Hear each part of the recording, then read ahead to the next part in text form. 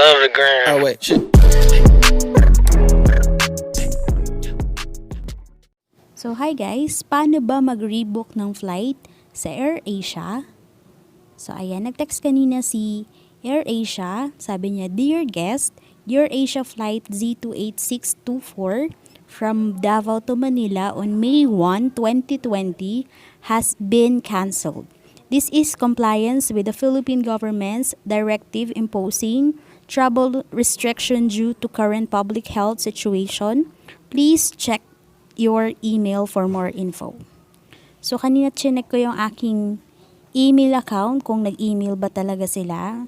So ayan, meron ngang nag-email. So binuksan ko yon.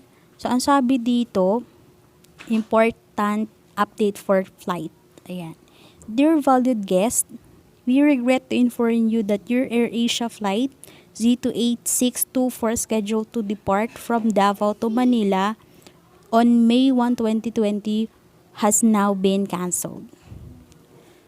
Sabi dito, effective guest may select one of the following service recovery options below. Unlimited flight change to any new travel date before 31 of October 2020 on the same route anytime up to 48 hours before flight departure, an unlimited amount of times without any additional cost subject to seat availability. So, naka-indicate dyan yung link na chat with Eva now with your new flight details, date, and time. So, kung gusto nyo namang i-credit account, nandyan din, sabi niya dito, request for a credit account of the value of your booking which is to be redeemed within 365 days, calendar days, from assurance date for your future travel with us. So, 1 taon talaga siya. The actual travel dates can be after the expiry date as long as our schedule is out. Credit account are not only faster to redeem, but also have a longer validity and are more convenient for you as you are simply top of the future booking if need be. So, naka-indicate din dyan kung sino yung kakausapin mo, si Eva, yung link na pwedeng kausapin na para lang sa credit account. So, ayan. Punta na tayo doon at chinat ko si Eva para sa rebook. So, ayan. Pag login mo dyan, ito na yung bubungad sa'yo. Magre-respond na siya agad. "I'm Eva, AirAsia Virtual All-Star. Try me by asking your questions, keeping it short and sweet, or select a topic below. We are experiencing a high volume of guests contact us with the moment of wait times up to 15 minutes, and meantime, Eva is here to help you. Thank you for your patience during this time." So, pinili ko yung COVID-19 changes. Yan lang yung pipiliin nyo for rebooking. In view of COVID-19 pandemic has been lead extensive increasing border restrictions imposed by various countries. AirAsia Group would like to announce that temporarily hibernating most of fleet across the network. And for booking made through travel agents, including online travel agents, cancellation requests are to be made via restrictive travel agents. Please select of the options below out of more information. So, ang pinili ko dyan is AirAsia canceled my flight. So, ito yung response niya sa akin. "I'm sorry for your flight was canceled. Getting you to your destination as our top priority, but so is your safety. Canceling your flight was our very last resort. We hope one options available to below will help ease inconvenient cost. Please select one of the below options to get started. Did you know that easier, faster to be refunded in the form of credit account?" So, mamimili lang kayo dyan kung ano yung kailangan nyo, credit account ba or rebooking. Yan. Katulad ng in-email kanina. Ayan, nabasa na rin natin to. So, ayan. If you are interested for it, select credit account to get started. So, ayan. Since hindi naman credit account yung gusto ko, ang gusto ko lang is move flight. So, may option dyan para sa rebook is, response nyo lang is move flight. Then next, hihingin niya yung, please enter your booking number, PNR, in your itinerary. Ayan. So, yung inyong booking number, yan, sinend ko na rin yung booking number ko. And then yan, yung hinihingi niya ulit yung family name, surname as the exact detail made in the booking. So, yung apelyido na naka-indicate dun sa ticket nyo. So, ayan. Sinend ko rin. Ayan. Second naman is hinihingi niya yung enter date of birth. Ayan. Mauuna muna yung day, month, and year. So, ayan, ito yung response ko. Last one.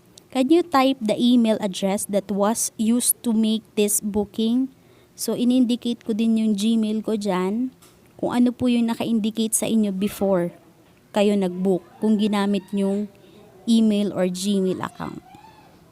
Kasi dyan sila magre-response. Alright, here we are options that you can choose. Remember, you can only choose one by typing 1 or 2. Ayan, move flight or credit account. Since ang gusto ko is move flight, pinili ko yung 1. Type 1 ka lang. So, ayan.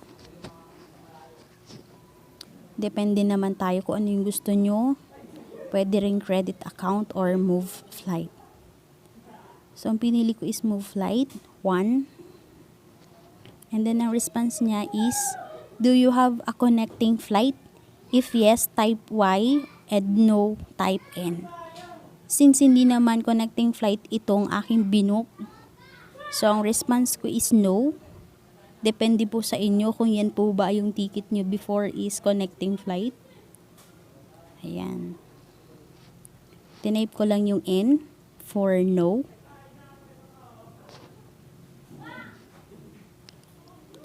Then, next, yung response niya ay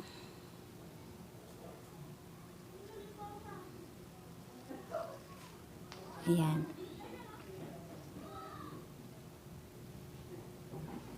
Do you want to move the flights for all the guests, the booking? If you agree, why? For only selected guests. Yes. Or why? Yeah, response ko is why. Choose the flight you want to move, type 1 or 2 or 3 for all the flights. So, ito yung flight namin, Davao to Manila. Yan, wala namang ibang option kasi yan lang naman talaga. So, pinindot ko yung 1. Make sure na pagkaano nyo, double check nyo talaga muna. So, ito na yung response niya. You can move your flight until October 31, 2020. So, hanggang October 31, 2020 lang yung option nila. So, pag lumagpas ka dyan is hindi na valid sa kanila yun. So, within 31 lang talaga ng October 2020. So, kanina ang pagkaintindi ko, yung valid ng ng rebook is hanggang 31. Mali pala ako. Kasi gusto ko sana is next year ko na lang siya gagamitin.